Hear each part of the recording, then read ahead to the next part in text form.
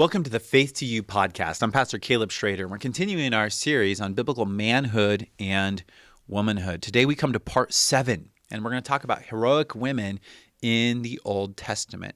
And remember, once again, we need to make a distinction between prescription and description. These are describing women in the Old Testament.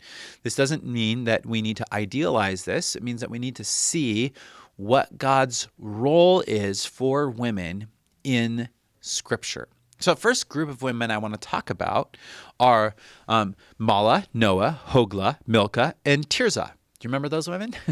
Those are the daughters of Zelophehad. Zelophehad.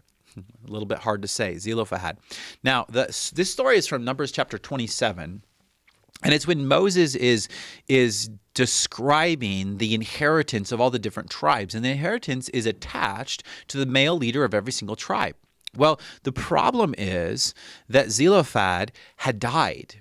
He had died in the wilderness. His daughters explain in Numbers 27, their father died in the wilderness. He was not one of those who was among Korah's followers. He didn't die in the rebellion. He had died personally in his own sin, it said. And so they're asking if they can have an inheritance even though their father had died. So there's no male head of their household.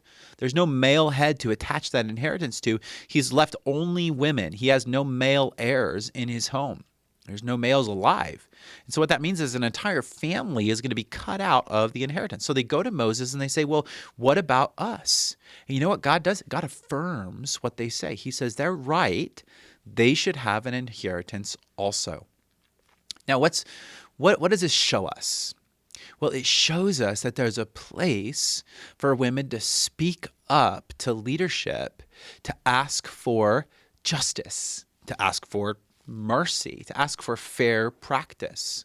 We see this even in the New Testament. We see that Jesus is willing to yield when the Syrophoenician woman asks him to heal her daughter. He listens. He is willing to yield. So there's a place for that. There's a place for women to speak up. It's so important in churches. A healthy church, healthy leadership is not going to be fearful of women asking questions or asking if practices are fair. And one of the things that God's really taught me is there's a difference between asking a question and questioning authority. You know, I think that a lot of men, when they're insecure in the authority that God has granted them, they'll see every single question as questioning their authority. And that's not the case. Men need a female perspective. And this is one of the things that we see when men listen to females. They broaden their perspective. They see the picture more fully. Men need to hear from women in their midst. And so we see that Moses was willing to hear from these women. Remember, Moses was a humble leader. And that God said what they said was true, what they said was good. And he created a policy in his governance where there is a way for the women to continue to be heirs so a family or a tribe in Israel wasn't cut off. Okay, the next example of a heroic woman in the Old Testament is probably the most famous one. It's the Proverbs 31 woman. And there's so many things that she's praised for. We see that this is a woman who's industrious. It describes her as physically strong. She's administratively gifted. She's wise. It says that her husband is honored in the gates. She honors her husband. She promotes him. This woman is valued, and she's held up as an example in Israel of the ideal woman. And so there's all sorts of attributes that she has that other women can emulate. Now, one of the things that happens is when we look at the Proverbs 31 woman, I've had a lot of women tell me, I don't like sermons on the Proverbs 31 woman. I don't like Proverbs 31 studies. They just overwhelm me, and they make me feel like I don't measure up. The Proverbs 31 woman is not the basic standard by which every woman should measure herself. If you're not Proverbs 31, then you haven't arrived. That's not what it's saying. It's saying that this is sort of the ideal in every single category to strive after. Now, not every single woman is going to be gifted in every single one of those categories, and that's fine. But what it's telling us is that there's a broad spectrum of categories in which women can operate effectively within the home, and within the church, the family, and society. There's a place for women to be doing these things, to be exercising these gifts, to be utilizing these strengths. So don't look at the Proverbs 31 woman as an ideal that every woman has to embody, but instead look at it as a broad spectrum that God has designed in society over which women can function. So there's lots of different roles and places that women can function within society, and we see that broad spectrum in Proverbs 31. Here's what's important for women. Instead of reading Proverbs 31 and trying to emulate all of those attributes, instead look at 2 Peter. And look at the attributes he lists there. Add to your faith virtue, to virtue self-control, to self-control brotherly love. I'm not giving you all of them. But then he says, if these attributes are yours and are increasing, they keep you from being ineffective or unfruitful in your walk with Christ. So what that tells us is that you need to have these spiritual attributes, and they need to be increasing for you. You need to be growing. So you need to be comparing yourself to yourself. You need to be having more virtue this year than you did last year, more faith this year than you did last year, more brotherly love this year than you did last year. And so don't fall into the comparison trap of comparing yourself with other ladies. Instead, you're comparing yourself with you. Are you growing? Are you progressing in godliness? That's the example. Now, something else that we see in the Old Testament, we see several examples of God using women in the Old Testament to help men, women helping men. Think about Ruth. Think about how she comes alongside Boaz, how she's a blessing to Boaz, and then Boaz acts as her kinsman redeemer. This is a glorious picture that's pointing forward to Christ, and they're in the lineage of Christ. Look at Abigail. Look at how she calms David down and keeps him from a rash decision and going and wiping out her whole household and her husband Nabal. And God honors her and exalts her and allows her to be a queen in Israel. Look at Esther. God raises her up. Why? Mordecai says it, for such a time as this. He uses her to save many people alive, uses her to rescue them. We also have examples of ungodly women influencing men for evil. Ungodly women influencing men for evil. So we see the example of Jezebel. And she's using the fact that she's desirable to Ahab to usurp his authority.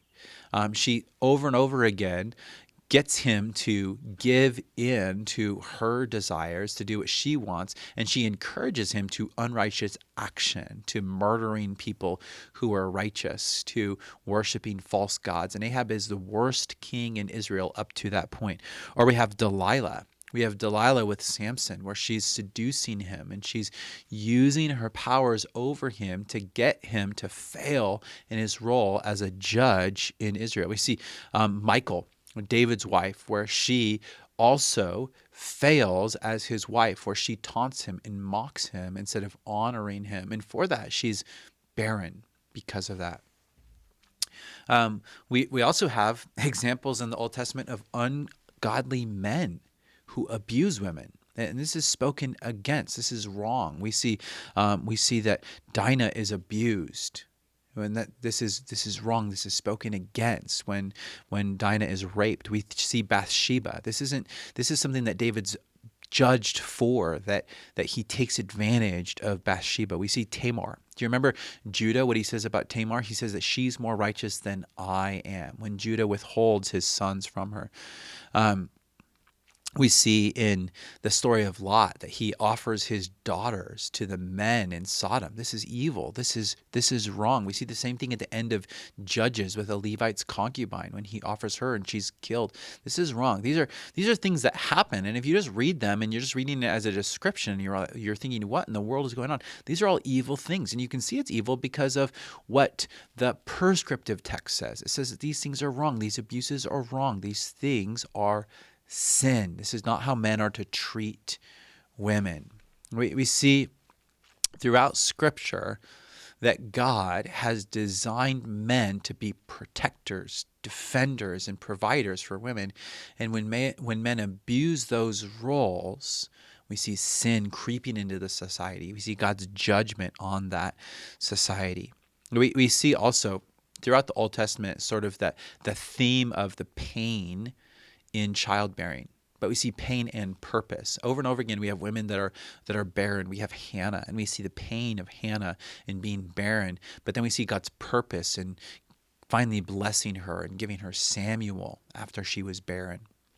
We see this with Sarah. We see this with Rebecca, where there's barrenness, and then God blesses and he opens the womb. We even see it ultimately in the New Testament with Mary, where God gives her his son to be her son, but then we're also told in the prophecy in the temple that a sword is going to pierce her own soul. Now think about this example. Think about all of the heroic women that open up the Exodus narrative.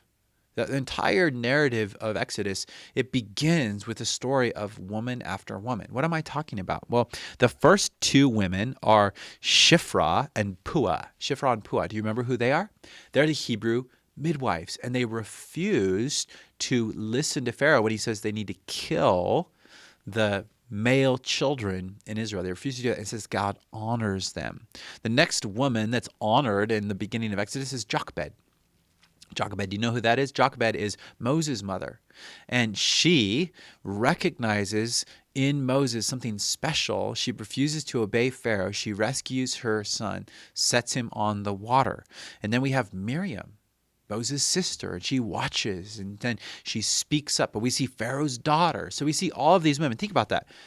If these women, if the Hebrew midwives, Jochebed, Miriam, and Pharaoh's daughter, if they hadn't done what they had done, there's no Moses. We don't have a Moses.